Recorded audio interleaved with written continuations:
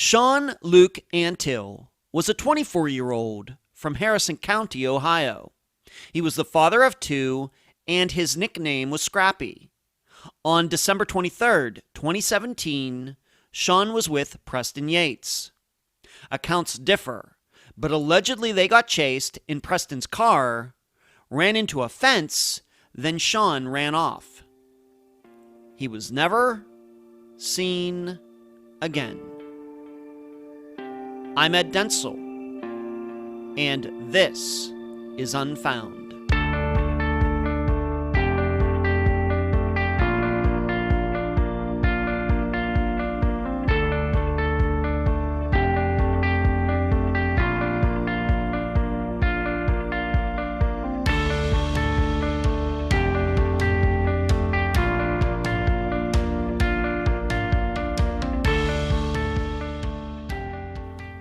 Anyone who knows me well knows how much I hate losing. I'm very much like Oakland A's general manager Billy Beane, who hates losing more than he loves winning. The people who run the trivia nights I go to, I think they know how much I hate losing. Some of my fellow disc golfers, yeah, they know it. My family, who I've played chess and Scrabble and a bunch of other board games against, yeah, they know. My attitude is life is too short to spend time losing. I'm sure people who win have much more pleasurable lives. Well, I bring that attitude to Unfound. One of my main motivations is I don't want these killers to get away with what they've done. It's not a game, of course it isn't, but it is a competition between myself and them. Between you, the public, and them. Between all of us and them. And really, too often, we lose. Well, in The Disappearance of Shawn Antill, we once again face one of our most noted adversaries, the career criminal who has no respect for human life. In this case, who surely knows what happened to Shawn. How do we stop them from getting the better of? And now a summary of the case. This is brought to you by my friend Megan Lyonez's website, charleyproject.org. Shawn Antill had a rough life brought upon him from both without and within. At 16, an uncle gave Shawn a drug that almost killed him. Part of Shawn's family taught him to steal and lie. Yet, Shawn made a lot of bad choices all on his own. He was in and out of jail many times. Shawn may have even been in a gang. However, he also had good people in his life, his father and other persons on that side of the family. But for those first 24 years of Shawn's life, it was a struggle between the good and bad side. So, on December 23rd, 2017, Shawn was with one of his acquaintances, Preston Yates, a guy Shawn had met at a halfway house earlier that year. Just 2 weeks before, the two had stolen a truck to presumably use for drug transporting. Unfortunately, Shawn left his phone in that truck, and on that December 23rd, the police were looking for him. Stories have changed wildly over the last 3.5 years. But Preston claims he and Shawn got chased, and Preston ran his truck into a fence. The two then ran off, getting separated in the process. Shawn was never seen again. The problem? This was not the first story Preston had told, and the facts do not back up this particular story. Producing Unfound for almost 5 years, I continue to be amazed and stumped by people who can get caught committing the simplest of crimes, but who are also able to make people disappear like Houdini. The two qualities would not seem to go together, but they do. With Shawn's case, we are once again confronted with this paradox, and we start where we always do, by considering these 3 questions.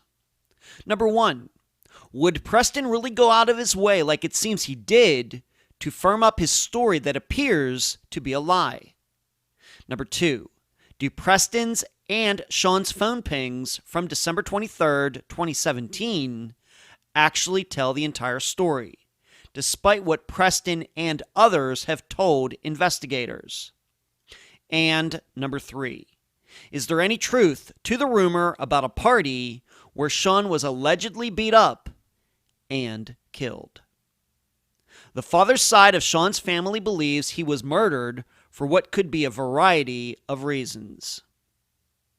The guest for this episode is Shawn's aunt, Julie Scott. Unfound news.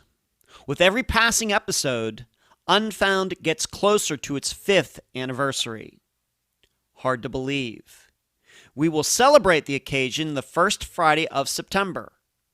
5 years. I cannot believe it. Next, I had to call T-Mobile this past week for a question about my phone. I ended up talking to a tech guy who seemed overtly friendly. I really couldn't understand it. Then right at the end, as I was hanging up, he said, "By the way, you're awesome." I think he was an Unfound listener. Finally, yes, I managed to get this episode done despite a hurricane running right past my balcony. Mother Nature will not stop this program. Really, it wasn't that bad, but it was quite the spectacle. Where you can find Unfound.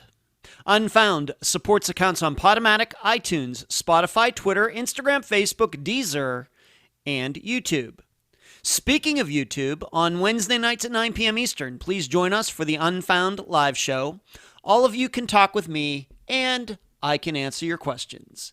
Contribute to Unfound at patreon.com/Unfound Podcast. This week, I need to thank Sue. You can also contribute at PayPal, paypal.me/Unfound Podcast. I also need to give a huge shout out to all the people who have monetarily contributed using Super Chat during the live show on Wednesday nights. Thank you for watching, and thank you for donating.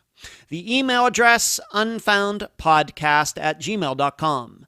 Merchandise, the books at Amazon.com in both ebook and print form. Do not forget the reviews. Shirts at unfound-podcast.myshopify.com, or you can track down my assistant Heather in the Facebook group. Playing cards at makeplayingcards.com/sell/unfound podcast. The website, theunfoundpodcast.com. And please mention Unfound at all true crime websites and forums. Thank you. I'm so happy to have on this episode of Unfound the aunt of Shawn Antill, Julie Scott. Julie, welcome to Unfound. Thank you, Ed. I'm glad to be here. And I appreciate you joining me on this episode as well. It's been good to get to know you. Let's start here. Being that you are Shawn's aunt, why don't you tell the listeners a little bit about yourself and how you got involved in being, I guess, the spokesman for Shawn's family. How well you knew Shawn, what you remember about him, your interactions with him. Let's just start there. Okay. I first met Shawn Antill the night I took his mom to the hospital to give birth to the boy. Wow. I then lived with Shawn and his mom for approximately 3 years in Steubenville. So I was very, very interactive with him as a baby. Mm-hmm. Things happened between myself and Shawn's mom and aunt, and we all kind of went our separate ways. I ended up moving to Massillon, Canton area, which is about an hour and a half away from Steubenville. Mm-hmm. So I did not have much interaction with Shawn after that until he was a teenager. My brother and Stacy split ways. There was never really any hard feelings between the families. It was just more of a split and didn't really have too much communication after that. Okay. Until, unfortunately, when Shawn was 16, he was given an Opana by his stepfather, Gary Stock, and we had to go to Pittsburgh Children's Hospital to potentially tell my nephew goodbye because they weren't sure that he was going to make it through that. And gave him a what? Say that again, please. It's an Opana. It's an opiate. Oh my gosh. It's a very strong pain pill. Oh my. And Shawn had a very adverse reaction to it, and he almost passed away then. Why did that happen? Why did he do that? What happened? I don't really know, Ed. I'm not real sure. Okay. I guess I'm not sure if it was a partying thing or a actual he was in pain and needed relief from it thing. There's been speculation on that, so I really can't say. All right. But after that, then we had more of a relationship with Shawn because he was older and could make choices of his own. He would come to my diner and have me make him some food. He would go to my mom's and hang out with my mom. He would go and see his dad more regularly. When he started having children, he actually lived with my mom for a while. He brought his children to us. We got to see his children when they were babies. And now since Shawn's gone, it's almost history repeating itself because now we have absolutely no relationship with his children either. Wow. And how old are they now?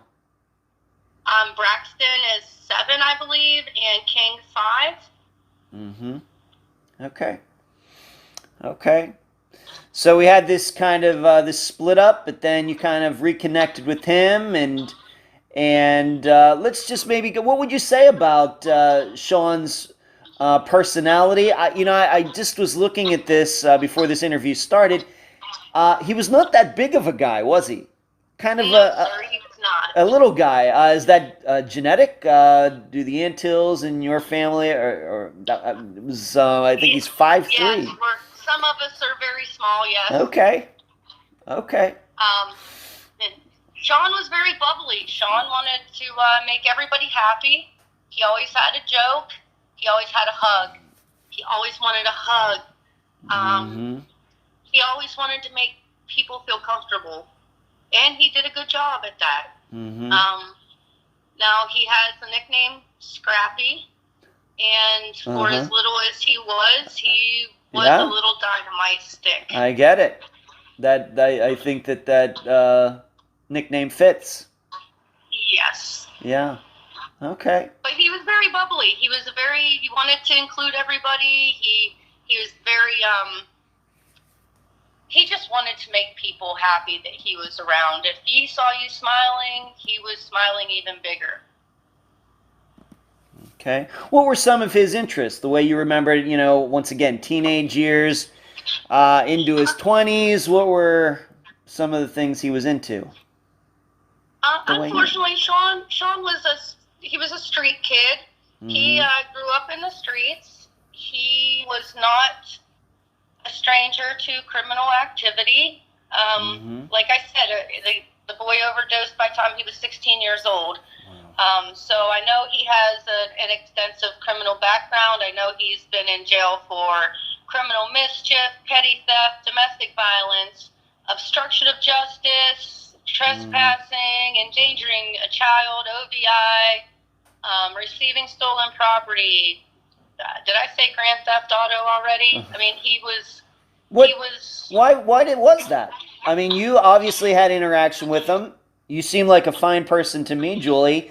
In a prior conversation, I got to at least speak to his father a little bit. Seems like a good guy. There was another woman on the call who seemed like a great person, but he seemed like he had a lot of potentially good role models in his life. What happened there, do you think?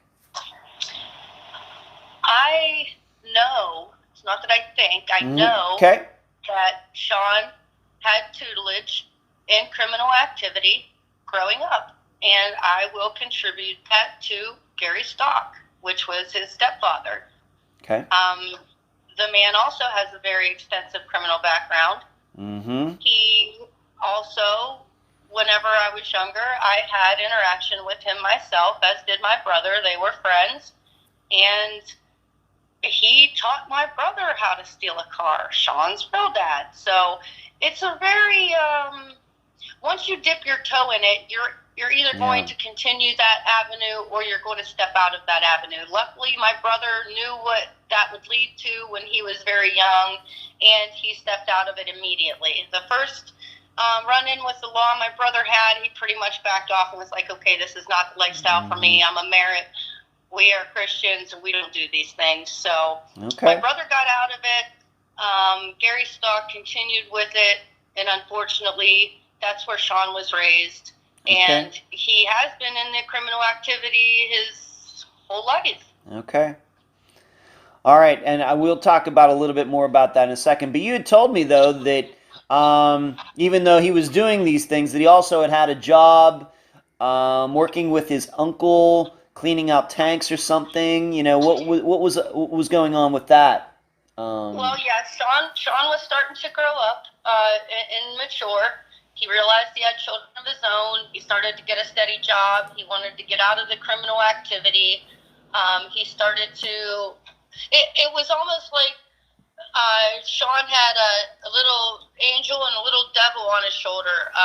When he was listening to the little devil, you're sure to find him with the stock element and the criminal element. And yes, some of the Antills are involved in the criminal element. I'm talking about drugs and stuff like that. Okay. And then there's a little angel on Shawn's other shoulder, and when he was listening to that, he was more likely to come and find us. Come in and spend more time with the Scotts and the Merritts. Okay. I don't know how else to put that, but it was like Shawn, whenever I did a background check on Shawn through my Been Verified app, I did find that Shawn actually purchased a hunting and fishing license shortly before he went missing. And that will attribute that to my brother. That's what my brother does. He's a hunter. He's a fisherman. He likes to be in the outdoors. He likes to be close to God. And Shawn started to enjoy those things also. So he purchased his own hunting license and fishing license. And I don't think many people realize that or know that. Okay. But regarding this job, this uncle that he was working with, on your side of the family or on...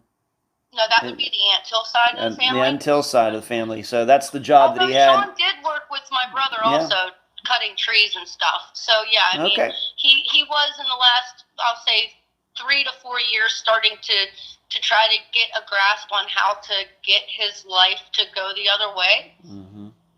Okay. All right, let's move on to this. You've already kind of brought up some of these things. Maybe we need to go back to this overdose that happened at the age of 16. You know, I think maybe for a lot of people, something like that happening at 16 would, you know, scare them away from drugs, but it doesn't seem it did that. That's what it did for Shawn. You know, what happened after that, after he recovered? He remained in the street life. He really, that was 16. So I'm going to say from like 16 to 19, he continued those things. And then after he started having children of his own, he wanted to do better. So he started to try to be a responsible adult, which sometimes he lapsed and went back the other way. Yeah. It's like he was practicing, and sometimes he slipped. Yeah. Okay, let's move on to this. Of course, you've talked about his jail time, you know, the trouble that he got into. You've already listed his criminal record. When you would be around him and knowing these things about him, you know, what would he say? What, you know, being that none of us knew him and never had a chance to talk to him, of course, we hope that he is, of course, still alive and pops up one of these days so we can all talk to him about all of this. But you now represent him. What would he say when you would talk to him about him getting in trouble and these things? What would he say? What was his reaction? Anytime somebody would bring it up, he would almost laugh it off and be like, well, you know what's up, or, you know, I'm trying, or I'm going to try to do better. He always knew that he was doing wrong, but it was almost so second nature to him that he could laugh it off. Okay. So I guess what you're saying here, just to be frank with you, you could talk to him about these things, but he was just going to continue to do his own thing anyway. Correct. Okay. All right.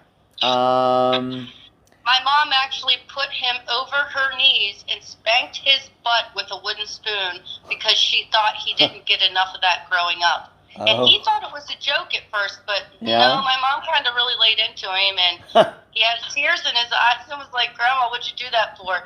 And she said, because you deserved it, and I know there's many more things that we didn't get to smack your butt for that you deserve, so...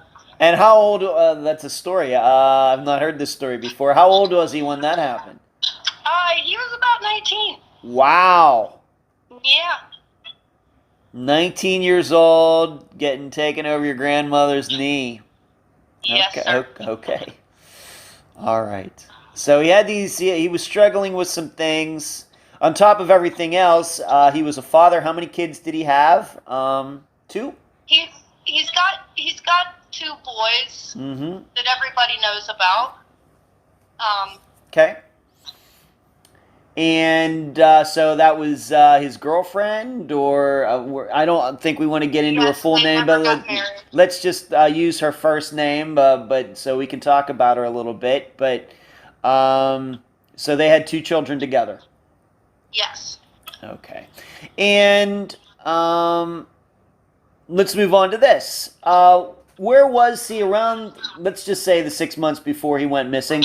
Where was he living? Was he living with this girlfriend and these children? Was he living on his own? Was he living with somebody on your side of the family, the other side of the family? What was he doing? Okay. Shawn, I'm going to say, was almost like a carpetbagger in that aspect, because he did make his rounds to several different places.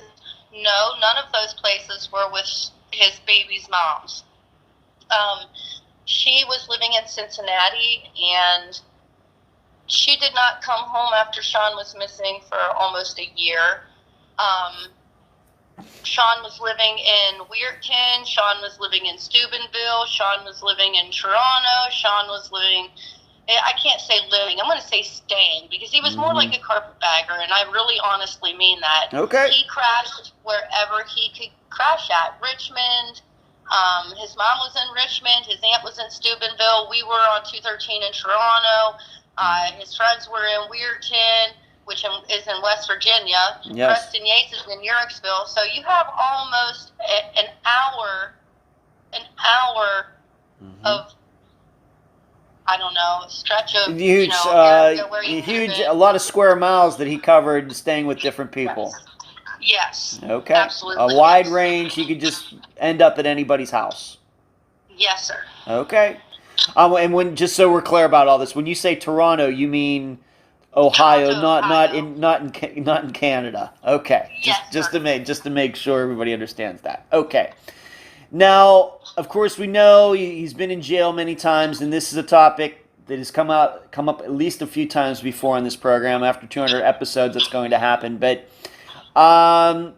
in being in jail, did he get involved in a gang? Was that something that before he went to jail or while he was in jail? As we know, there are jail gangs, and people get initiated in them while they're in jail, and then are expected to continue to be in them once they get out. Was he in a gang? Which one? What can you tell the listeners about that? I absolutely do believe he was involved with gang activity. At this time, we have not been able to pinpoint exactly which gang Shawn would have been in. All we know is the members of a gang who may have been involved with his disappearance, which are the double R's, or the real riders. Okay. And where are they centered? What area of Ohio? This is not a gang that I'd ever heard of before, so you'll have to tell the listeners about them. Yes, that would be more like a Wheeling, Bel Air, which is West Virginia and Ohio. So it does span a little bit of area there. Okay. All right, but with no No real proof he was in it. For example, just from a layman's point of view, like tattoos, anything like that. Some people speculate that his Antill tattoo across the top of his back and his FOE, family over everything, were gang tattoos, but I cannot prove that. Okay. All right. So if there was one, it might have been one, but we're just not sure. Even, here we are in 2021. He disappeared in 2017. That's something that's still up in the air. Yes, sir. Okay. Let's move on to this. Now we're going to move up to the year of his disappearance. You had told me that, and this we're going to get to, you've already mentioned him once, but we will talk about him a lot more now. But earlier in 2017, Shawn was living in a halfway house. Why was he there? When had he gotten out of jail to be put in this halfway house? What can you tell the listeners about that? Shawn had been incarcerated. Believe it was on the receiving stolen property and being involved in a thievery aspect of things spring. He did some jail time for that. Then he was moved to a halfway house. In that halfway house in Canton, Ohio, is where he met Preston Yates. Now, Shawn got out of the halfway house a little bit before Preston did, but they still stayed in contact. Then after Preston got out of the halfway house, then they started to interact more, and they actually started to involve each other and themselves in criminal activity with one another. Wow. This Preston Yates. So once again, Shawn did not know him before this halfway house. They ended up meeting up there, becoming friends, and then when they both eventually got out of there, they went back to criminal activity. Yes, sir. Okay.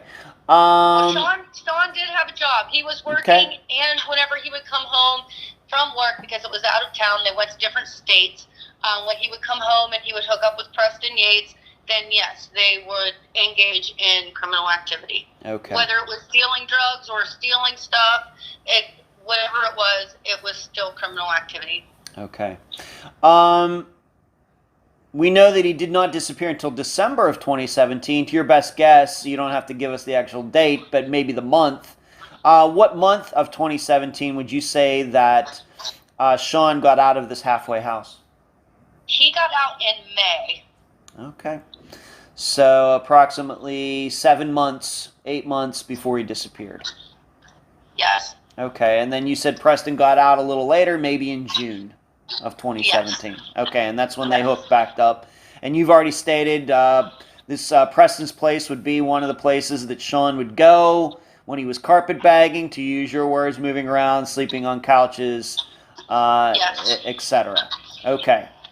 So they get out, and, what goes on, the rest of that year? Were you, the people on your side of the family, once again, the family members who you knew well, for example, of course, Shawn's dad, how were you feeling about Shawn in the summer into the fall of 2017 as far as what he was doing with his life?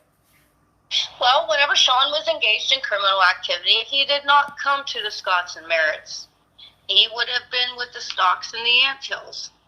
Okay. So, that being said, when Shawn was knee-deep in criminal activity, he did not involve my family. Okay.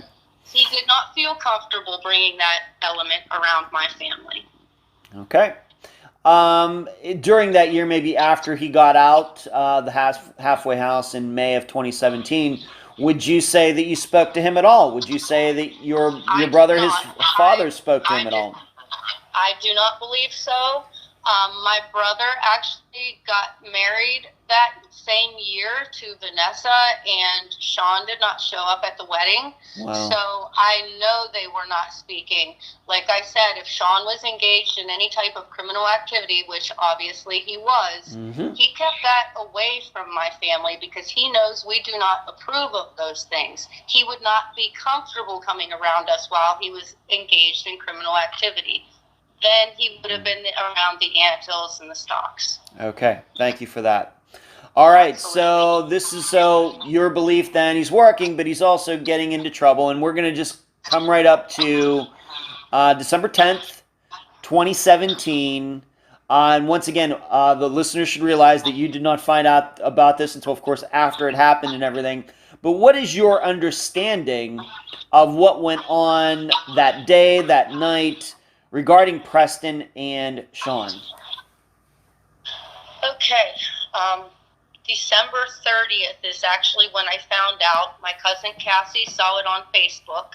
She contacted me and my brother. She let us know it was happening. So we immediately went out to Harrison County, which is the county that Shawn went missing in and was reported in.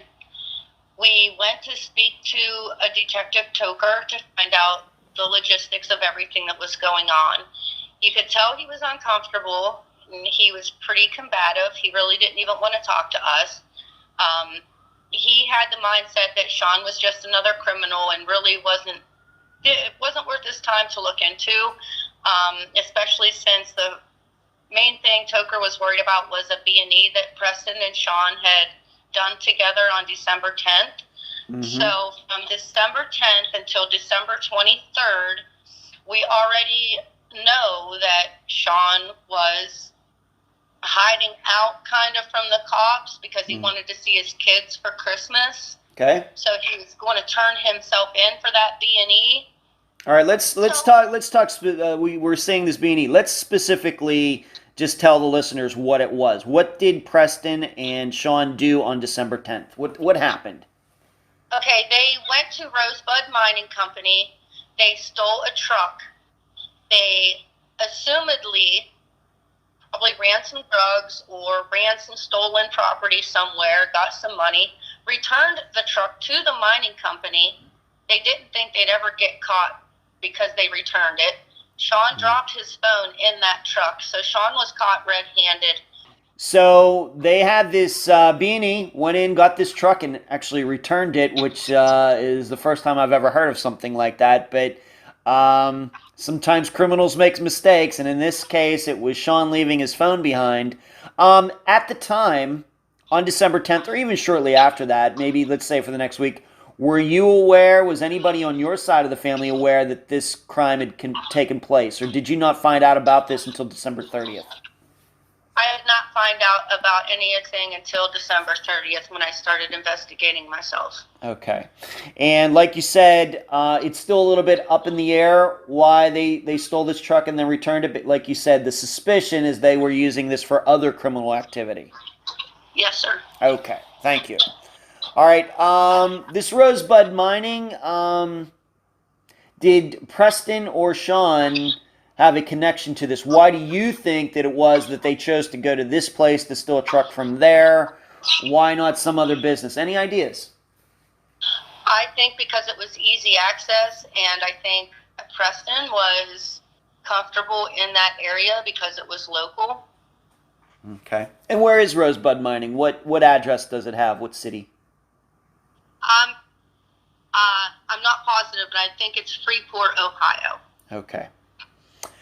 All right, so they do this, and somehow Shawn leaves his phone in the truck.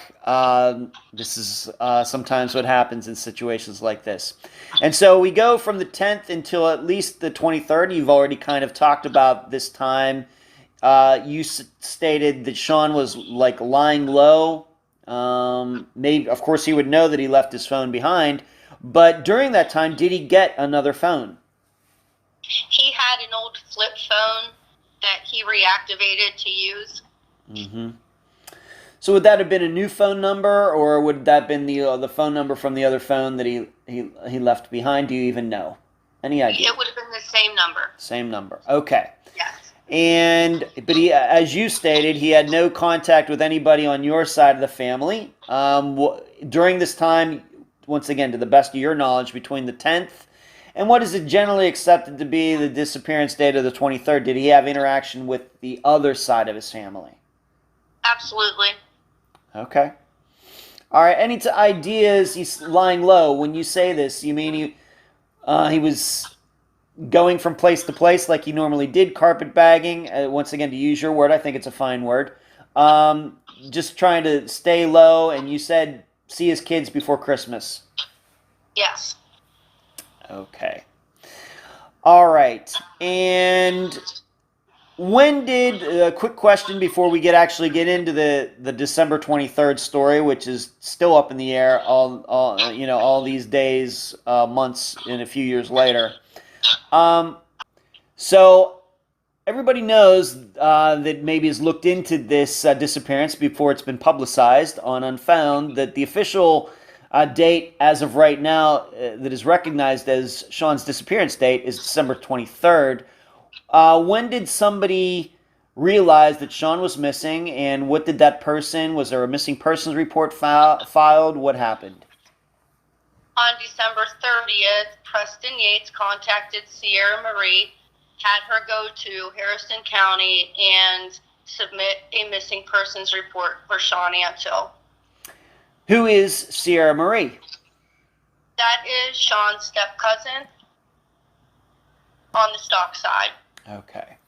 So a week later, even though, once again, we all know now in 2021 that the disappearance date is December 23rd, a week later, Preston gets somebody else to file the missing persons report for some reason instead of him doing it himself. And so what story, what was the first story? I guess we're going to put it this way. On December 23rd, once the 30th happened, what is the story that you understand was the first story that Preston tried to sell to people? That story is that Shawn and Preston were in a car with Louise Ford Putnam. Shawn started freaking out while they were in the car, so they pulled the car over on Route 250, made Shawn get out of the car by the old children's home, and watched him run into the woods. Okay.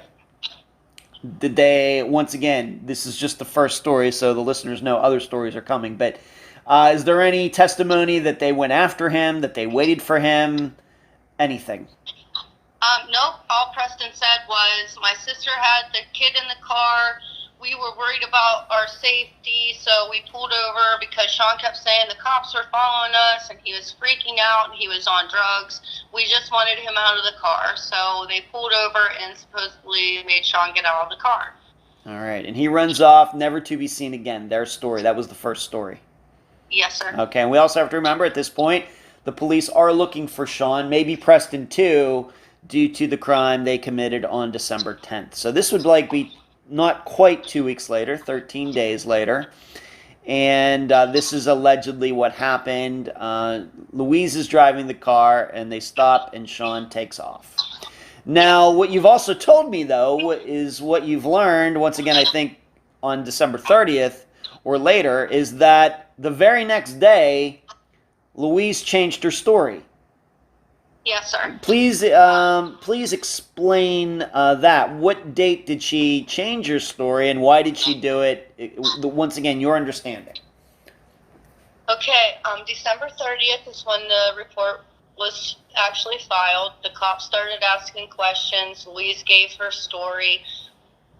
The next day, she came into the Harrison County Sheriff's Department, talked to Detective Toker, let him know that she wanted to retract her whole statement, wanted to let him know that she was lying for her brother, was just trying to keep her brother safe, and they let her go. Huh. So the day after the Sierra Marie does this report for Preston, the very next day, Louise comes in and tells a totally different story. Yes. Okay. She said Shawn Antill was never in her car. Okay. She only went to Caddis to pick her brother up from Microtel. Okay. So this is New Year's Eve 2017 that she did this. Yes. Okay. All right. And is this something you found out through, and we're going to talk about Detective Toker much later in this interview, but at the time, did you find this out from him or from somebody else that she changed her story? I found out from Louise herself. She was speaking to a family member on Messenger, and she relayed that message and asked them to let me know, please, and they did. Okay. Wow. All right. So the next day, she comes and does this. However, when she said that Shawn was never in her car on December 23rd, did she have what you might call an alternate story? Like, could she give the cops the real story, or did she just simply say, you know what, I just never saw Shawn that day and I have no idea otherwise? She stated that she never saw Shawn, that he was never in her car, and that she knew her brother was lying. Okay. So, at this point, being that they now know that Preston, essentially Preston, gave them a story that probably is not true, did they track him down, or what happened? Unfortunately, that fell on our shoulders also. Harrison County did not want to go to Uricksville or to Tuscaroras County, actually, because it wasn't their jurisdiction.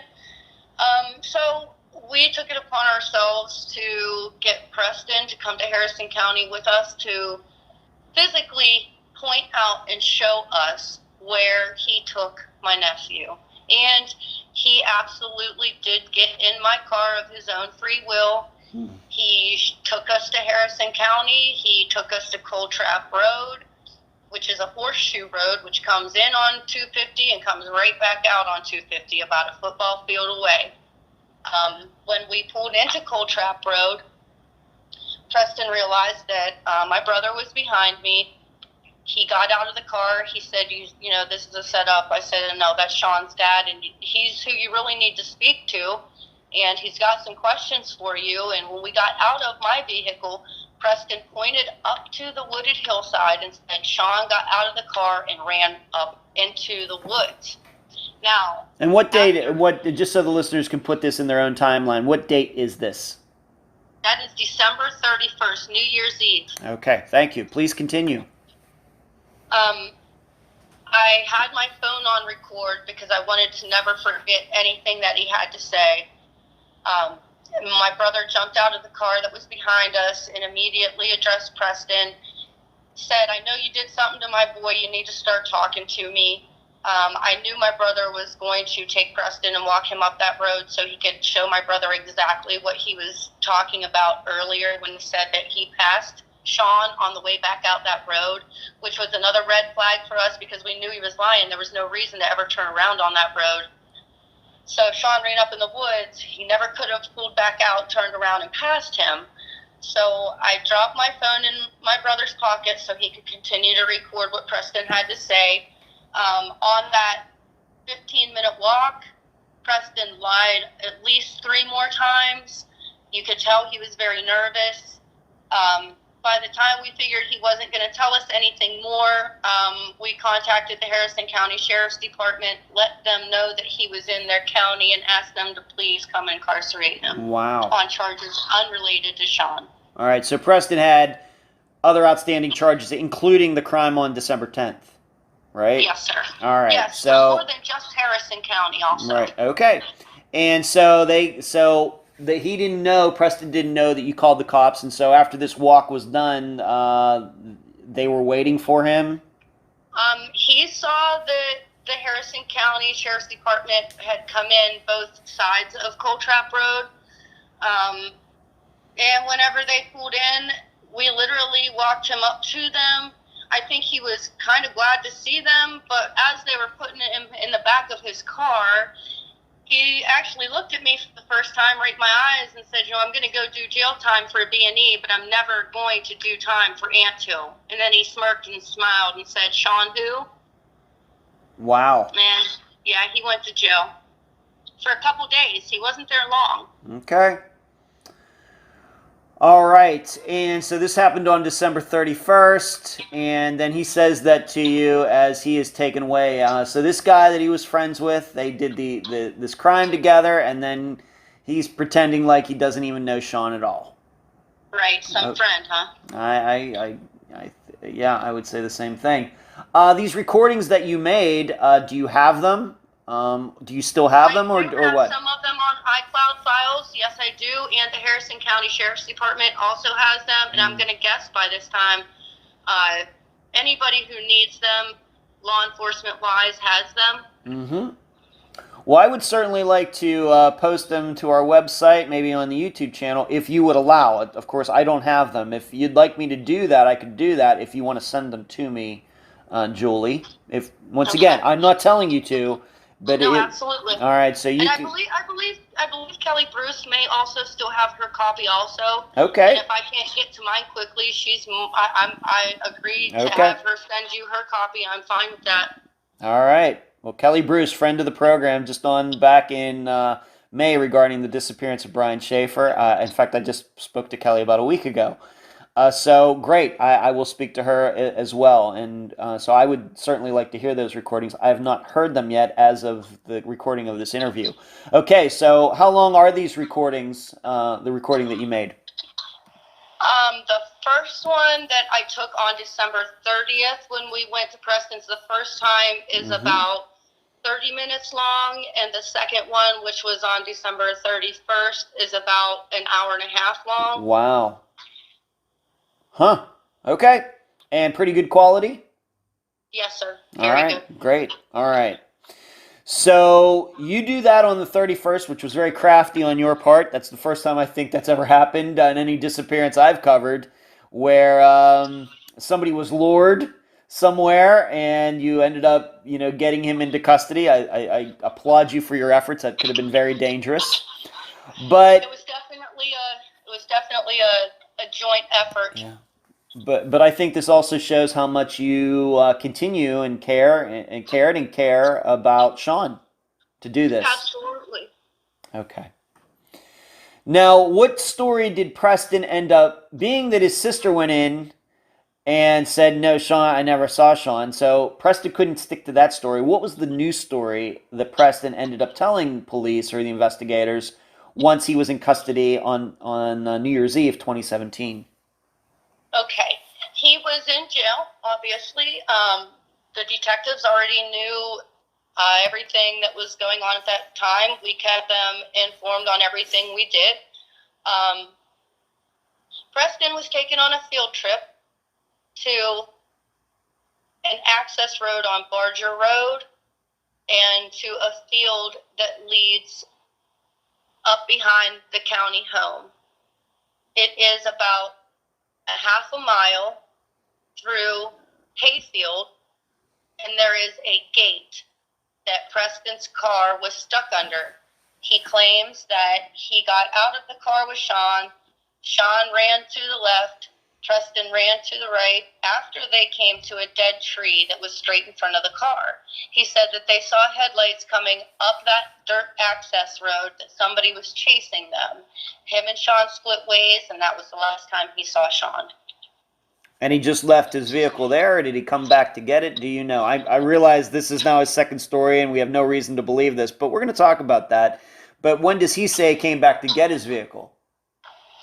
He says that his sister Louise, again, came to help him because that is who he called after he allegedly got his car stuck. Okay. All right. So, and has he ever stated who he thought was chasing him and Shawn, or is that just still up in the air? All he said was her. Okay. She's coming. Okay. Now, is there proof that Preston's vehicle hit that fence? Yes, sir. They paint matched it. They did say that it was Preston's car underneath that gate.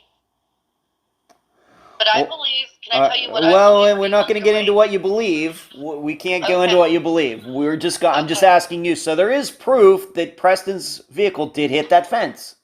Yes, sir. All right. However, you actually, at some point before that, you were in that area before that, correct? Yes, we were. All right. And so when were you there, and when was the paint discovered on the fence? This is all I know, very confusing for the listeners. I'm doing my best here. But when were you in that same area where he allegedly hit the fence? When were you there? December 31st. Okay. So the same day you lured Preston to that area that he got taken to jail, you were in that area where that gate was, and you saw that gate, and it did not have paint on it. The cable gate at the bottom was untouched. There was no tracks leading up to that area at all. It was fresh snow. Mm-hmm. It was untouched. The no trespassing sign, everything, all of that was untouched. We walked up around it. Okay. All right. But when they went back out there to follow Preston's story, what date was that, do you think, that they finally went and checked that fence? That would have been January 2nd. Okay. So then how was it then, if we're not to believe Preston, then how is it that his vehicle, I'll allow you to speculate here, how is it that then his vehicle, being that you didn't see any proof of his vehicle there on the 31st, but it seems on the 2nd there was proof, how did that happen? What happened? Once again, I'll allow you to speculate here. I believe Preston was setting up his alibi. Okay. I believe after Preston realized someone was definitely looking for Shawn Antill, that he was going to have to cover his tracks. Okay. And make a sustainable alibi for himself. Okay. And when do you think, though, so once again, disappearance date is December 23rd. When do you think that Preston ran his vehicle into that fence with where the paint was left? When do you think he did? I'm going to say after he got out of jail, which would have been, he was in jail 2 times, really close together, which is kind of confusing for me sometimes. So whenever he took the cops up there, they were able to match paint. So on January 2nd, he was out of jail. By January 4th, the police had the report. Mm-hmm. Well, that doesn't give him a lot of time, being that you were there on the 31st, and we know that he got taken to jail, and then they went back up there on the 2nd and found the paint on the fence. That doesn't give Preston a lot of time to get his vehicle and drive back up there and wreck it. No, it does not. Okay. All right. But but you think that but once again, your understanding, I wasn't there. You believe there is enough time in there for him to have done that? Yes, I do. Okay. I believe as soon as he was released from jail, I believe he was covering his butt because he was so scared that somebody was actually going to find out the truth. Okay. So after he gets out of jail on the 2nd or the 1st or whatever, just a day or 2 after he got taken away when you were there, he went back home, got his vehicle, drove it up there, and ran it in there, and then drove away. Yes, because his vehicle was impounded in another county before that. So I don't understand how his vehicle could be in 2 places at once. All right, and we're going to get to that right now. We'll just call this continuing the rest of the case here. Preston's vehicle. Because once again, he's saying, the second story is that Preston and Shawn were in his vehicle on the 23rd. They were getting chased. They hit that fence. They run their separate directions. Shawn's never seen again. But the research that you've done says that his car actually on December 23rd was impounded. Yes, in another county. He didn't even have his car on the 23rd. Correct. All right. How did you find that out? How did you even think to look into that? When did you discover that piece of information? Please, that's really good detective work. How did you find that out? Actually, I spoke with Shawn's girlfriend who was incarcerated in Jefferson County just to find out as much as I could possibly find out about what was going on. She let us know that Shawn was trying to get to borrow her vehicle because they did not have a vehicle because Preston's was impounded. That's how I found out. Brittany Cunningham told me. Because that's why they were trying to get to Brittany's, was to borrow her car while she was in jail.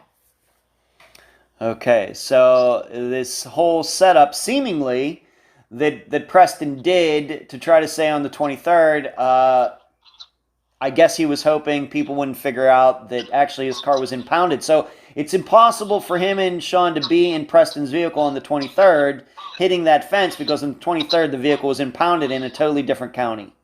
Yes. Okay. All right, so the first story is backed out of due to the sister saying, no, Shawn was never in my vehicle. The second story that Preston tells investigators about he and Shawn getting chased, falls apart because they couldn't have been in Preston's car on the date that he says. What did police make of this when they found out that that Preston lied to them again? Honestly, the detective we had at the time was so frustrated with the case, he asked us to please stay home and let him catch up with everything, because we were very, very active. We did not stop trying to find out information. We wanted every little bit of information we could gather. Every bit of information we gathered, we gave straight to Harrison County, which I also gave to Belmont County because I did not trust the detective that we had in Harrison County. Okay. So as far as their efforts and what they knew in the beginning, they knew pretty much everything we gave them. So there was no surprises of anything that they found out that we didn't already know. Okay. But how, once again, this is Detective Toker in Harrison County. How did he react to this piece of information regarding the car, Preston's car being impounded? He was nonchalantly blowing off pretty much everything. He told us that the information that we had may or may not be useful, and that any information that we gave him, he would check out thoroughly. Whether he did or not, I do not know. Okay. All right, so that's the vehicle information. Do you know if they did any forensics on Preston's vehicle for any reason, on Louise's vehicle, any forensics on any vehicle connected to this disappearance at all? The only vehicles I know of that they did any type of processing to would have been Preston's vehicle. They did process Preston's vehicle. They did not find anything useful. I know that they processed another unidentified car, which they did find some human blood in, but it was not Shawn's, so they ruled out that car of being involved at all.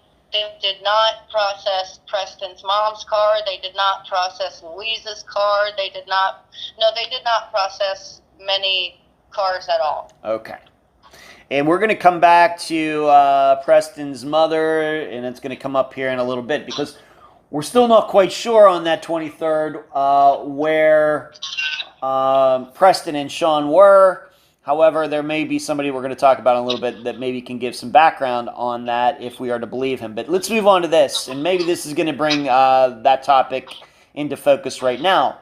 We remember that, for the listeners, that Shawn's phone was left in that truck that they stole on December 10th.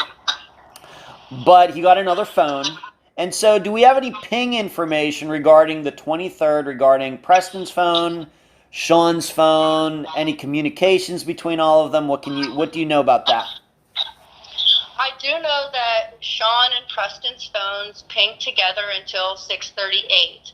They were in Yerkesville. They were in the Worcester area. So we do know that they were together, which was Shawn's and Preston's phones both pinging together. Then it just abruptly ends at 6:38. The last ping that we have from Shawn's phone is about a quarter of a mile away from Preston's house and his mom's backyard, which is the Tuscarawas River. Mm-hmm. And that was the last place Shawn's phone pinged. And what date was this last ping? December 23rd. December 23rd. Okay. And so these pings that you're talking about, the last one being 6:38 p.m., where the two of them are together, you're saying that is in the approximate location of where Preston's mother lived? Correct. And did Preston live with her? Yes. Okay. Okay. And what did she say at the time about all of this? Preston, the pings, Preston and Shawn breaking or stealing this truck, bringing it back, etc. What did the police ever talk to her back in 2017 or early 2018? Unfortunately, no. She was bedridden. She was a sick woman. So I don't believe that they took any of those problems to her. I don't believe she knew anything that was going on. Okay. And she's now deceased. So. Shama, yes.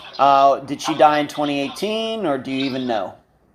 I believe that was not until 2020. All right, so still there were 2 years. Of course, I don't know what kind of condition she was in.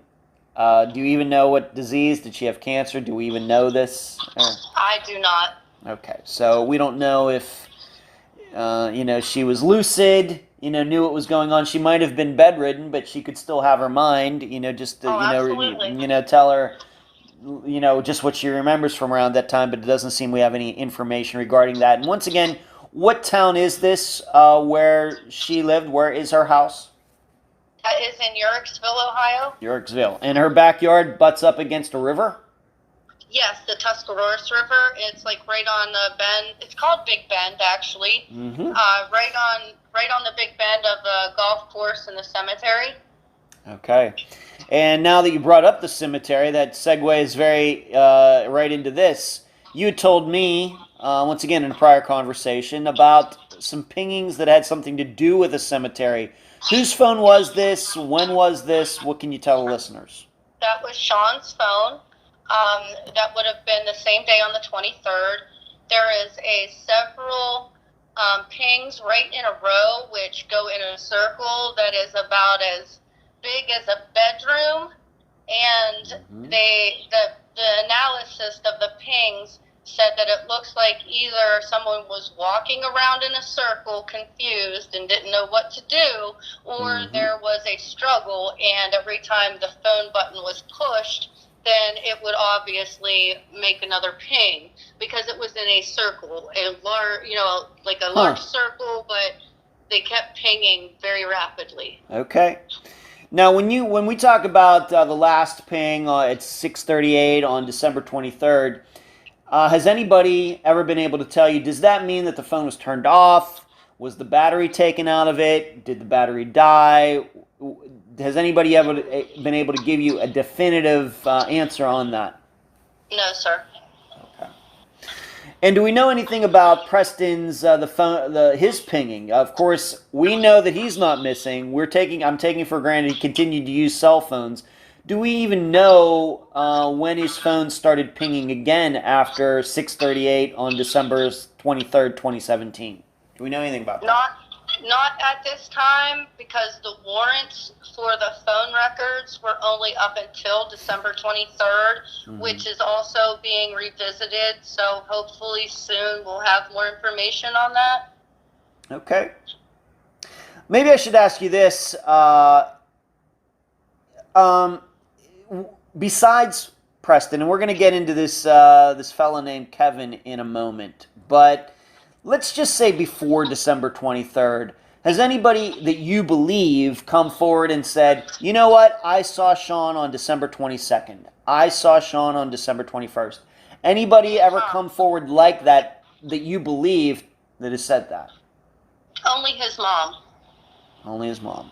Okay. Shawn's mom saw him, and actually my cousin Cassie saw Shawn and his mom at Walmart in Steubenville the day before that. Okay, so this whole laying low stuff, he was laying low, but he was kind of going out too. Yeah, he was only going to where he knew he wasn't going to be in trouble. He was only around people he was comfortable with, people who weren't going to get him, into any cop areas where the cops could recognize him, because surely he would have been picked up. Nobody who was going to turn him in otherwise.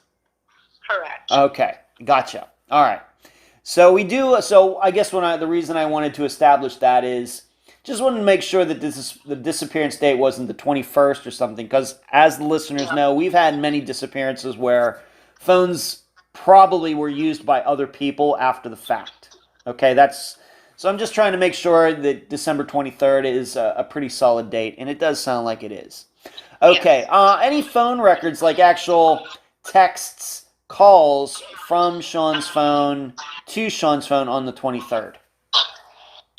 There was an outgoing call to Brittany Cunningham's mother, Sharon, telling her that they were on their way. No, I'm sorry, that was a text message. Okay. It was an outgoing text message to Sharon, letting her know that they were on their way to get Brittany's car. He also made a phone call to Cindy Albertson, which is his baby's mother's mom. It was where his children are staying. Okay. To let her know that he was back in town and he would be there for Christmas to see the boys. Okay. All right. And this call that was made about the car, was this something that was supposed to happen that evening, December 23rd, or what do you think? It was supposed to happen between the 22nd and the 23rd, because on the 22nd is the day he went and saw Brittany Cunningham in jail in Jefferson County. Okay. So we do know Shawn was alive and well. He's on video. Okay. Talking to Brittany while she was in jail. All right. That's another good proof that the December 23rd is the best date for this disappearance. Okay. Yes. All right, so we do have records from the 23rd. It all seems to kind of all go together. Now, let's move on to this. And when did this guy pop up? His name is Kevin. How did you find out about him? And he had something to say about December 23rd and seeing both Preston and Shawn together. What did he have to say? How did you encounter him? How did that all come about? Okay. As you know, I went straight to social media. I begged, screamed, anything just to get people to pay attention, to listen. I wanted to make it as personal to people as I possibly could. I asked for any information that anyone may have had that's seen or heard or had contact with Shawn, and this gentleman contacted us through a friend on Messenger, gave his phone number, and asked to have Shawn's people call him. So my brother, Shawn's dad, is the one who fielded that information. He did speak with Kevin. Kevin relayed to my brother that he did party with his son and that he was alive and well when he last saw him, that he and Shawn were doing meth together and they snorted a small line of crystal meth while they talked about Christmas and what was coming up, and Shawn was talking about his kids. Kevin said, you know, your boy seemed like a really nice kid. He said, we were doing it over here talking, and Preston was smoking his crystal meth over in a corner somewhere by himself, and that they were borrowing his car. They went and got drugs in Steubenville. They came back. They were doing drugs together that they had just received, and that he was there to spend time with Preston's sister, and he went and did that, spent time with Preston's sister. So he did not see Shawn and Preston after that point, but when he got up the next morning, Shawn was not there. All right, so Kevin... And that was at Preston's mom's house in Yerkesville. All right, so Kevin's at Preston's mom's. Preston and Shawn are there, and he's saying that he fell asleep or something, and then when he woke up, Preston and Shawn weren't there, and he just left on his own. Preston was still there sleeping. Shawn was not there. Shawn was gone. And did Preston give Kevin a story as to where Shawn was? He did not, although I do know that whenever Preston got out of jail, Kevin Jackson is who he called for a ride and told Kevin that he was being looked at for a homicide and that if he had anything to say, he should think again about it because snitches end up at the pig farm. That's what Preston told Kevin? Yes. All right, and so what time was this that Kevin picked Preston up from jail? Could this have been on just January 1st, January 2nd, or was this some later time? What do you think? It definitely would have been the January time because we didn't talk to Kevin until January 8th, I believe it was. Wow. Okay. So, yes, it was after Preston got out of jail. Okay. So Kevin's awake. Shawn and Preston are there. He goes to sleep at Preston's mother's place. He gets up. Preston is there. Shawn isn't there. And Preston has no explanation. Correct. Okay.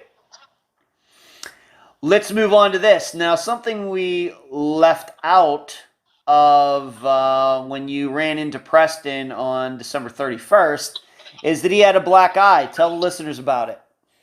Oh, whenever I noticed Preston's black eye, I asked him about it. I asked him if my nephew gave him that black eye. He told me it wasn't a black eye. It was only that he was tired. I said, no, I don't believe so, because tired doesn't have healing yellow and purple around it. That's definitely a black eye. And so we have to remember, though, this is 8 days after December 23rd. So I suppose, you know, I'm no medical expert. I'm certainly not a black eye expert. I've never had a black eye. But it would seem if somebody got a black eye, I don't know, a week before that, that might be the condition it would be in a week later. I believe so. Not completely healed. Unfortunately, I have plenty of experiences with black eyes. Okay.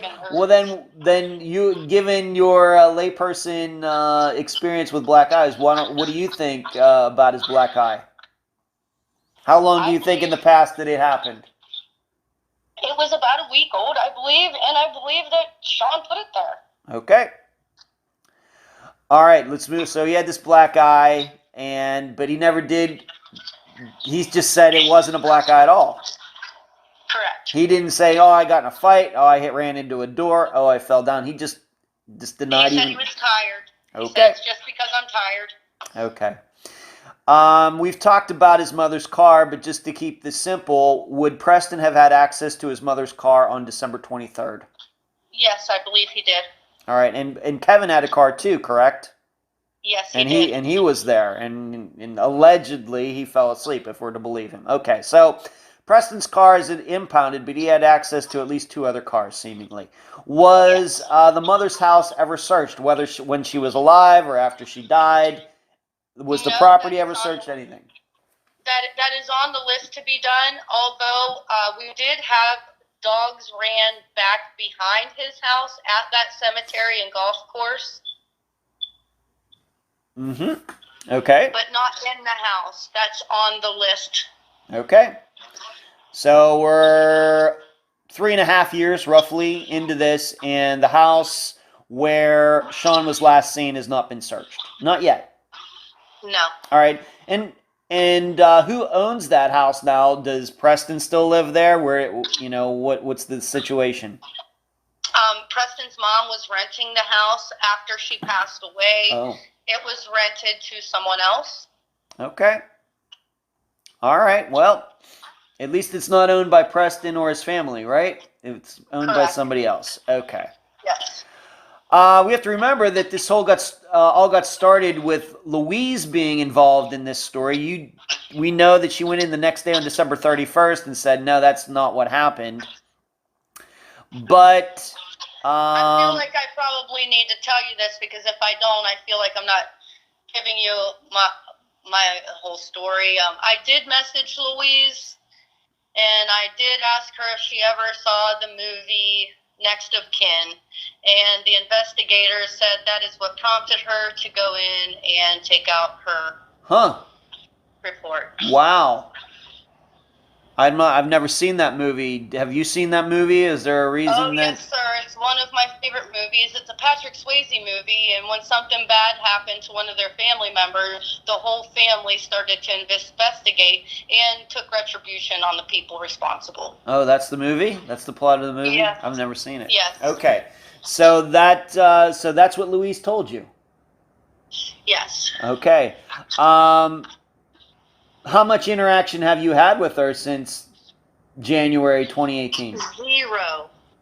All right, so 0. After I sent her that message, she blocked me and went directly to Harrison County. I see. Any insight into that?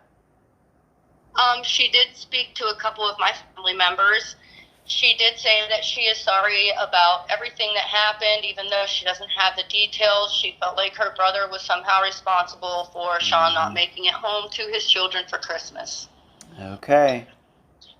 Especially since her brother wanted her to lie for him. Yes. I mean, the main reason. Especially since, yes, absolutely. Okay, very good. All right, let's move on to this. We've mentioned his name several times. but you were not impressed with his work while he was an investigator, and it seems his supervisors were not impressed either. But Robert Toker, let's talk a little bit about him. Does not work for Harrison County anymore. Do you remember?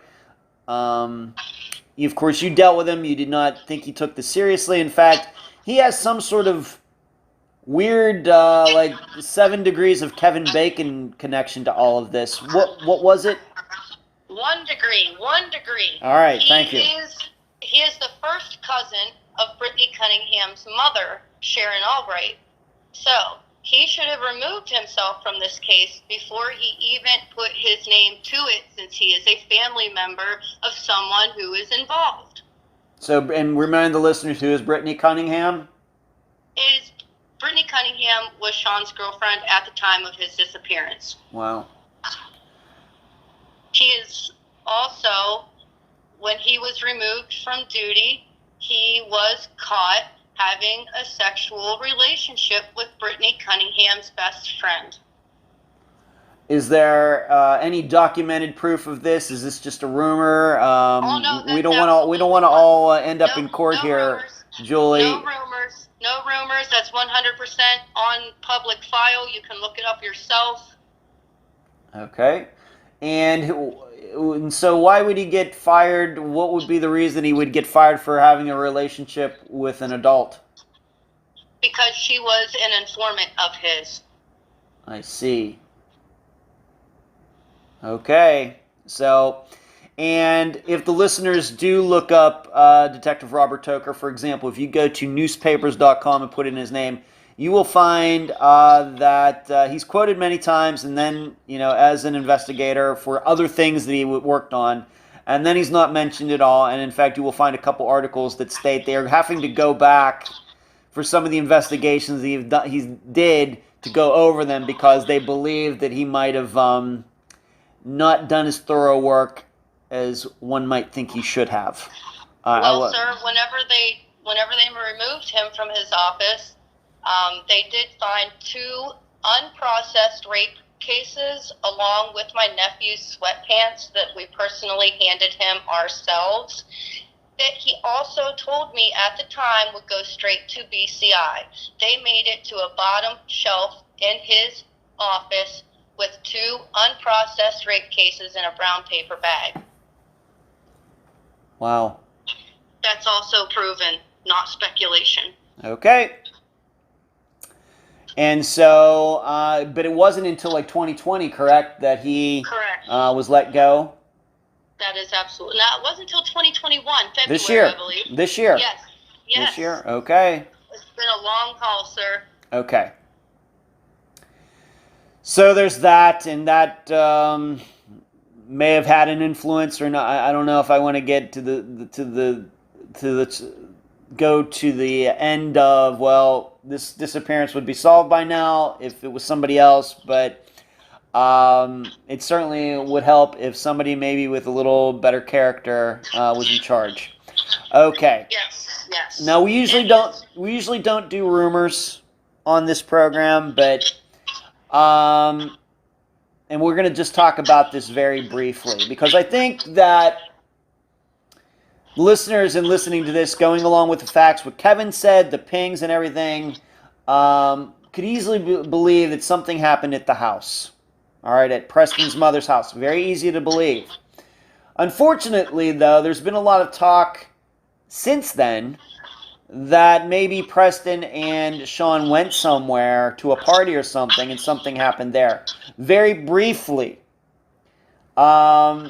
just tell the listeners what you've heard in like 100 words or less. There was a party at Tina Ray Struthers. Preston and Shawn showed up there. A fight broke out. Preston left. Shawn didn't. Okay, and is there any facts? Once again, I know you. When did you first start hearing about this? We started hearing about a party. We did not know where the party was until recently, but we started hearing about a party immediately in 2018, as soon as the new year broke out, and we started going to social media. And what is the host of this party? You just mentioned her name. What has she said about this rumor? Have you talked to her? Anybody talked to her? She is incarcerated right now. She will not speak with me. I don't know if anyone else has. She's been trying to keep herself out of the situation for as long as it's been here. So I do not believe that she will be a viable route for information for me. Okay. And any facts at all to back this up? Or is this, once again, we hear a lot of rumors when it comes to cases like this where it seems like we talk about a lot of people with criminal records. You know, you get a lot of rumors. But is there any proof to this at all? The only proof we have is hearsay. So if you don't have the hearsay, we have no proof at this time. All right, but this is just something that's popped up. Yes. And being that we talked about a gang earlier, could it have something to do with that gang that we mentioned earlier? I do believe so. Some people say no, but right now it's speculation up in the air. Okay. But law enforcement has definitely said they are headed that way, yes. Okay. Maybe I should ask you that. Being that Robert Toker's gone, what about the person who is now in charge? Do you have a better feeling about this person or what? I cannot even begin to express the respect and the gratitude I have for Detective Smith. He walked into an absolute mess, and he has taken the time to go every single route legally with warrants and finding the answers and finding the truths in the rumors and sorting it all out to the best of his ability. And I believe that he is our absolute best hope to bring Shawn home. Okay. Has he, I gotta ask, has he said anything just to you about Robert Toker, about the prior investigation? Has he ever, I'll just give you an example. He said, man, this guy didn't know what he was doing. This guy really let these things go. Has he ever made any statements like that, or is just that name never come up? He said the first time we talked to Detective Smith, he said, you already know what I'm dealing with. Every bit of information I have, you guys already have, and you guys have been dealing with this longer than I have and have done a better job at this than Toker did. So if you guys could catch me up, I would rather listen to you than go by what is in the case file. Wow. Okay. That speaks volumes. Yeah. Okay. Now, so what's Preston doing these days? Where is he? What's he doing? As far as I know, Preston is living his life a free man, working at a mobile home place in Sugar Creek. Okay.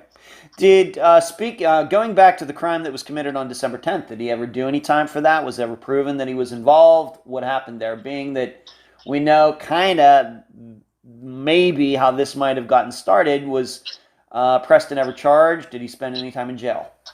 Yes, he did. The mine actually had video cameras, which I don't think Preston was aware of.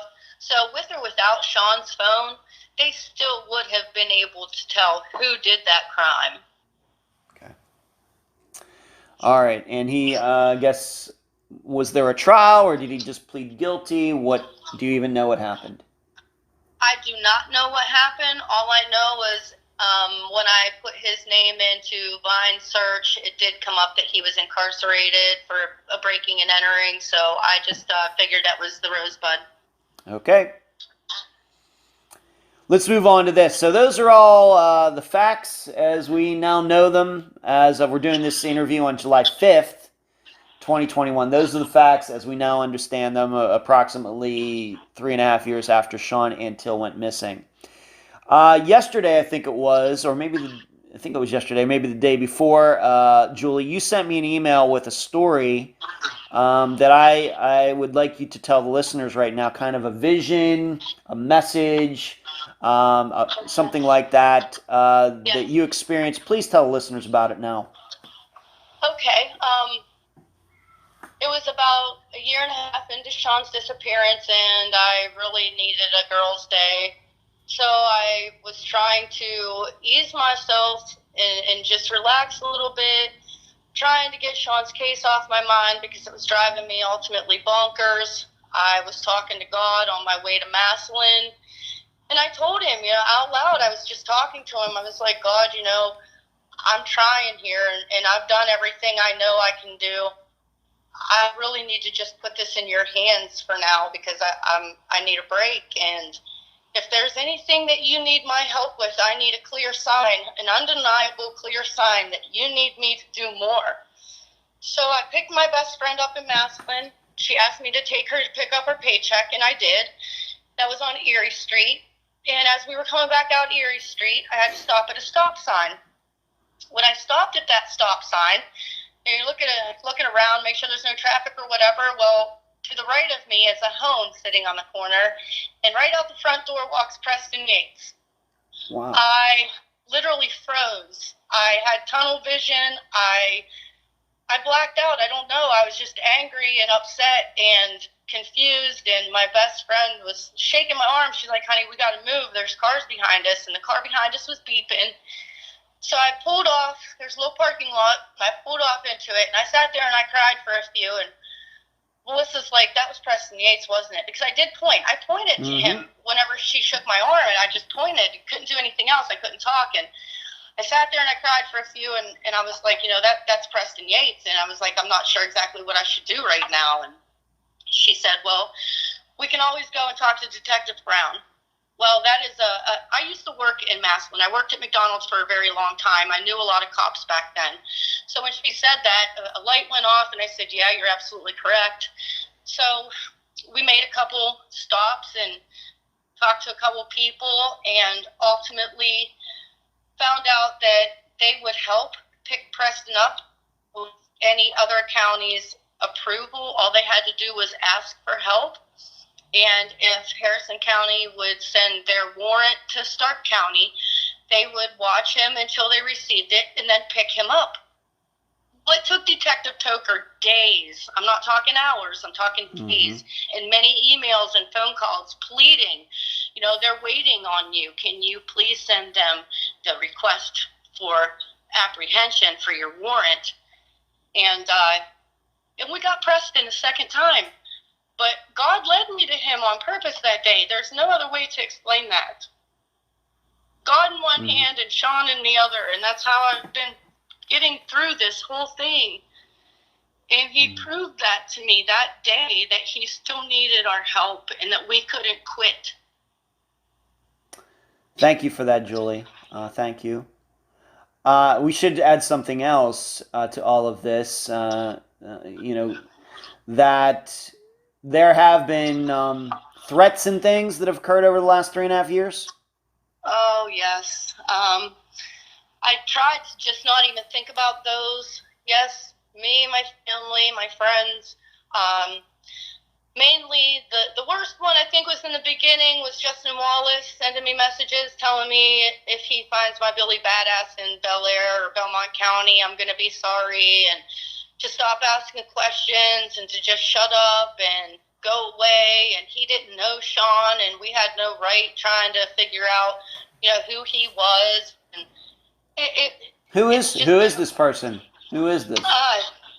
Justin Wallace is a gang member. He is a thug. He is a very criminally minded, bad person. He has a very extensive criminal history. His latest incarceration was this past year. He got out of prison. The feds and everybody else have been watching him. He was in drug activity. They went to arrest him. He assaulted a police officer. Police officer was in very bad condition, and he landed himself back in prison again for another 10 to 15 years on charges unrelated to Shawn's case, but we do believe he is very involved in Shawn's case. And that's the reason he would be contacting you? Yes, sir. Okay. All right. And is he's in a gang? Would it be this RR gang? Yes, sir. He most certainly is. Okay. As the listeners know, as I already stated earlier, that I did have a chance to speak. It was a three-way. It was like you and two others, including Shawn's father. So I've gotten, to at least talk to him at least a little bit. How has this affected him? And maybe I should ask this: Shawn, have other brothers and sisters that are concerned with all of this? What about that? Yes, Shawn has other sister. He has got a sister and a brother. Let me see, 3 sisters and a brother. He, yes, they're all very, concerned about what happened. I don't have too much conversation or interaction with them, mostly because I try to keep in a very small circle. I don't think that everybody has to be confronted with a lot of these dark things we have to deal with. I mean, I have night terrors and I have nightmares still to this day. And I try to shield my nieces from some of that stuff. I mean, I know they think I'm a bad person for it, but I don't mean it that way. It's not like I feel like it's none of their business or it's none of their concern. I feel like I don't want them subjected to these things. Right. I don't want their name out there full blown. I don't want gang members or, scary people to want to do them harm. So no, I try to only keep it within a few select people. Okay. I don't know if that's wrong of me or not, but that's just how I've felt about it. Okay. I mean, it's a free country. If they want to take themselves to 250 and to Cadiz and to Harrison County, and if they want to hand out flyers or if they want to go talk to people, that is completely up to them. I do not put them out there like that. No. Okay. All right. So we have these threats that seem to have started very early on. Yes. And this is obviously, as the listeners can tell in your voice, this has been very hard on you. Doing this work, being the spokesman for the family. Do you have a Facebook page, a website, anything like that set up for Shawn's disappearance? We have hashtag Bring Shawn Home. It's all small case letters. We put as much information in there as we can. Some of the information we have, of course, law enforcement does not want on there, so we do not share some stuff that they ask us not to. Everything that I've shared with you is absolutely, I've been given absolute go-ahead to do it, so I do. But some things we're not allowed to put out there yet, so I don't. Okay. But anything that we have that we can share is on hashtag Bring Shawn Home. Hashtag Bring Shawn Home. That's SHAWN, right? Not SEAN. It's another popular spelling. Bring Shawn Home, SHAWN. Okay. Yes. Any final words before we complete this interview, Julie? I just want to thank you, Ed. I want to thank you, and I want to thank Kelly Bruce, too. She's been very supportive. I feel like she's almost like a big sister because I really didn't know where to go and what to do. I knew she had a lot more experience in those things, so her tutelage has been great. Anybody out there who has shared information and just supported us, I greatly appreciate it. So does Shawn's family. His kids, my heart hurts for them. They're not in the greatest of atmospheres. I can't do anything about that, but they're going to grow up eventually, and they're going to come and find us, just like Shawn did. Yeah, the kids in a lot of these disappearances, they get caught in between. They get mixed up in things among adults. They are collateral damage in things that happen between adults for a lot of different reasons. Of course, we cover disappearances They could be suicides or people walking away, of course, foul play, etc. And the children, if these missing people have children, they are ultimately the collateral damage for all of this. No doubt about it. Heartbreaking. Yeah. Julie, I appreciate you being on this episode of Unfound. I appreciate you too, Ed. Thank you from Shawn's family and all of us. You're welcome. And that was my July 5th, 2021 interview with Julie Scott, aunt of Shawn Antill. I thank her for joining me and all of you on the program. I did a short video to show all of you the locations mentioned during the interview. You can find it on the Unfound Podcast YouTube channel. In addition, I was sent a couple of the recordings Julie made back at the end of 2017 and into 2018. She mentioned them during the interview. You can now find those recordings on both our website, theunfoundpodcast.com, and on the YouTube channel. As I stated in the summary, I continue to be amazed by people who have a history of getting caught committing crimes. Preston Yates, career criminal, but somehow he and all these others who we've mentioned over the past almost 5 years in these types of disappearances have become experts at hiding people. That is, if they had anything to do with the disappearance in the first place. Why is this? How does this happen? How do they do it? Well, those questions would be a lot easier to answer if we had more examples of these types of disappearances being solved. The problem? We have very few. Austin Peevo's is probably the closest, yet it is surely not totally similar to Shawn's. The other problem we have in trying to answer how these people successfully pull off making people disappear is that there is counter evidence, meaning Preston could actually be telling the truth. Why do I say that? There is video to prove that Brennan Smokey, a guy very much like Shawn, ran off after he and 2 other guys got chased by police. Brennan is still missing.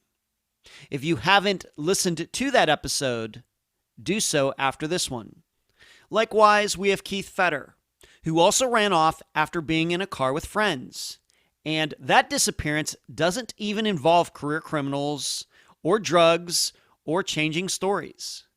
Once again, if you don't know that disappearance, go back into Unfound's catalog to find it. What makes this even more complicated in trying to explain how these types of people manage to defeat the rest of us is they're usually doing this in a very short time span and under the effects of drugs while trying to cover their tracks. I mean, if it wasn't so terrible and horrible and devastating, I would be impressed. So, what's the best answer I have? The best I have is that because these people have experience with crime, even if they're not very good at it, it's enough to help them in these situations where they have to commit one or cover up one. I say that because we must contrast the Prestons of the world with those people with no criminal records who we suspect in causing disappearances. For example, Jeff Green, pristine record, but a terrible liar in regards to his wife Angela Green's disappearance. He makes Preston Yates sound like Honest Abe. Or the wife of Robert Cox, a woman with no criminal record.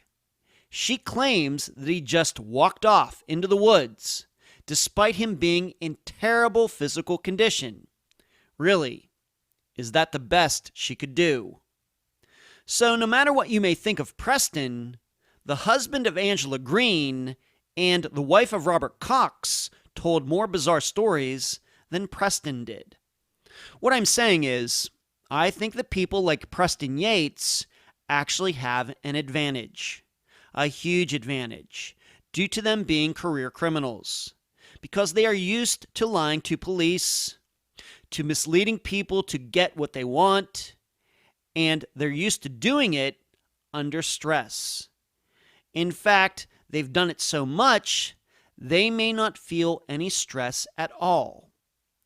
I think this then transfers to disposing of people who may even be close friends of theirs. It's just another day for them. Whereas law-abiding citizens who suddenly go off the rails, they have no experience with being interrogated by police, and even thinking about covering up a crime. So their nerves get the best of them. That doesn't mean they spill the beans on what they did, but it certainly means they look a lot worse in trying to cover it up. I think it is also the reason these types are more likely to get caught. Why? Because they have no experience covering up crimes. Carlos Rodriguez, the murderer of Zoe Campos, for example. Overall, this means whether you are good or bad at covering up crimes, either way, that experience helps covering up the next one. It's just a theory I'm working on at this point, but this is the way we must think if we don't want these types of disappearances to continue. I think we underestimate the Prestons of the world. They're good at their bad work, and they're getting better at it. I'll leave the theorizing up to you. And that's the program. If you found it informative, please go to the app that you use to listen to Unfound and give this podcast a nice review. I thank you for listening. I'm Ed Dentzel, and you've been listening to Unfound.